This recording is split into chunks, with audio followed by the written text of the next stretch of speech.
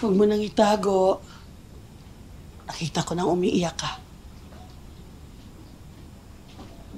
Why? What happened? Gusto mo bang i-share sa akin?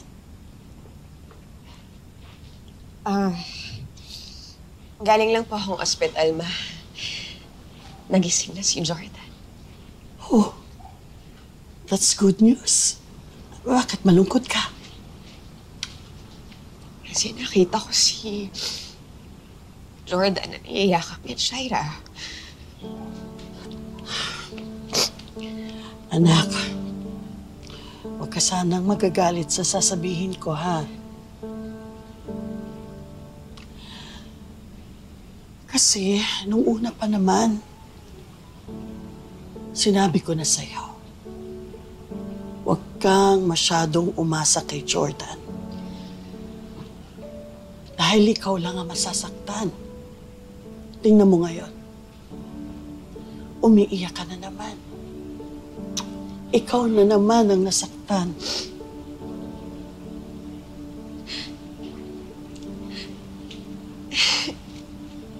Litong-litong na ako, May. Akala ko kasi may magbabago pagkatapos nung huli naming pag-uusap ni Jordan. Akala ko ako pa rin yung gusto niya. Mali ba ako ng akala? Ako lang ba yung nagbibigay ng meaning sa mga bagay? Umaasa ba ako sa wala? Hindi ko na alam. Anak, hindi ko alam kung ano ang tumatakbo sa isip ni Jordan. But one thing is certain. He is in a relationship. And he is already committed to Shaira. You just have to accept that, anak.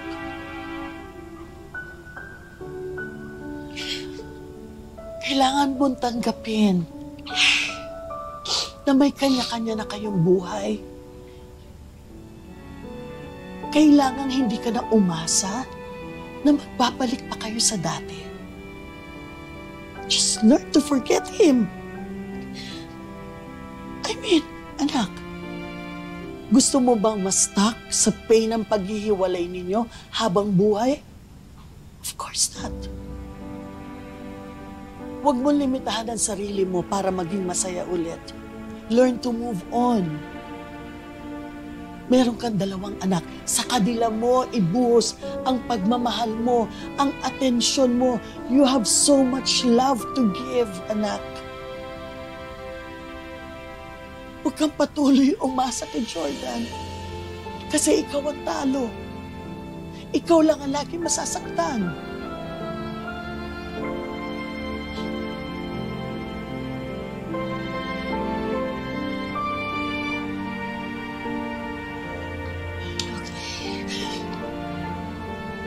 Okay na.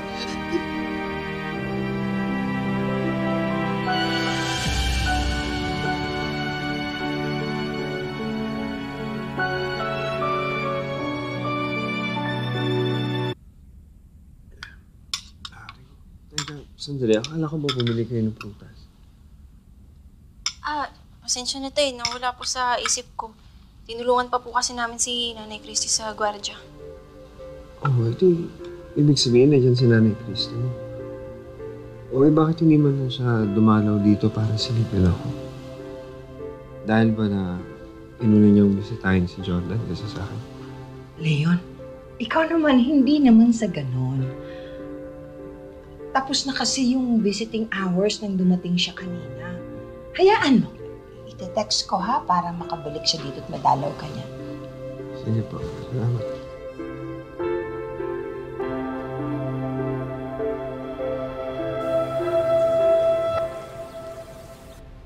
Dahan-dahan.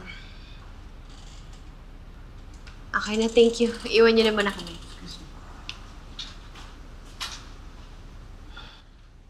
Han, I know na medyo naboboard ka na dito sa kwarto, kaya nagpaalam ako kay Doc na baka pwedeng ipasyal muna kita dun sa garden. Pumayag naman siya. Han, what's wrong? Hindi ka ba excited na makasmell ng fresh air? Shara, may pabor sana ako hilingin sa'yo eh. Pwede bang alis natin sa ospital, dumamo na tayo sa bahay nila Christy? Para saan? Kamustahin ko lang si Tori. At saka may gusto lang akong klaruhin kay Christy. Ano pa bang kailangan ninyong pag-usapan ni Christy? Why can't you just accept the fact na binabaliwala ka na niya? Kasi kung importante ka sa kanya, bakit hindi ka man lang niya dinalaw dito? Kung totoo yung sinasabi mo, gusto kong marinig yung side ni Christy. Gusto kong tapusin yung naputol naming usapan. Bakit ano bang pinag-usapan ninyo? Why are you refusing to tell me?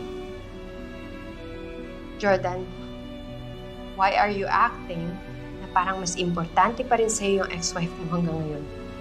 Shara, huwag na muna natin pagtalunan to, please.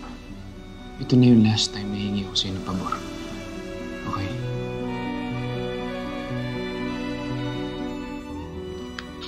Ayos lang.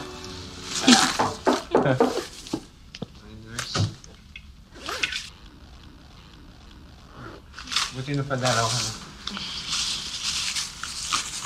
Narinig ko kasi kay Belly na ngayon daw yung alis mo, kaya naisip ko dumalaw na rin. Dili, kayong dalawa, tulungan nyo nga ako. Oo, ito, kaya mo ito. Isang ka lang, magkamay lang. Tama na, sige na. Sige na.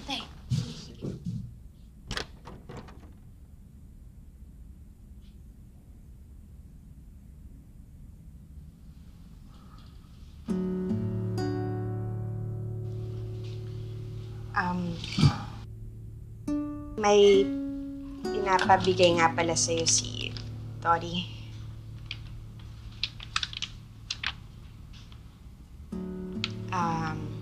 Hindi pa yata ako nakakapagpasalamat sa'yo, Leon. Pero gusto ko lang malaman mo na habang buhay kong tatanawin ang utang na loob sa pagligtas mo sa amin ni Tori sa mga kalasag. Christy, ginawa ko yun dahil importante ka sa akin. Ayokong masaktan ka, pati yung mga taong mahal mo. Kaya handa akong ibuwis ang buhay ko sa'yo. Masigurado ka lang na ligtas ka.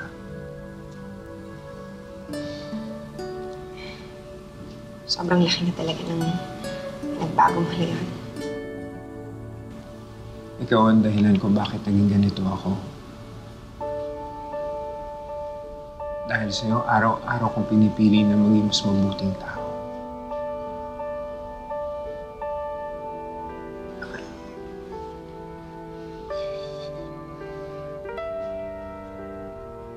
Kaya huwag kang magpasalamat sa akin dahil iniligtas mo yung buhay mo, Christy. Dahil ang totoo, ikaw ang nagligtas sa akin. Niligtas mo ako sa buhay ng karahasan at kasamaan.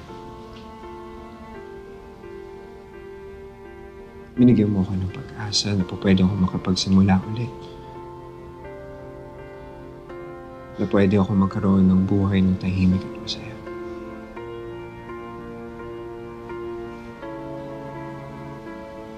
Kaya maraming salamat, Christy. At dumating ka sa buhay ko.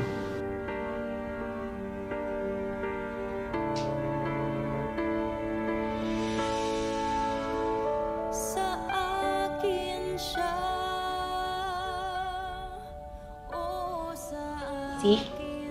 Kaya naman never dumalaw sa'yo si Christy. Kasi si Leon na ang inaasikaso niya. Siguro naman ngayon naniniwala ka na sa akin. Naka-move on na si Christy. Kinalimutan ka na niya. And it's time for you na kalimutan mo na rin siya.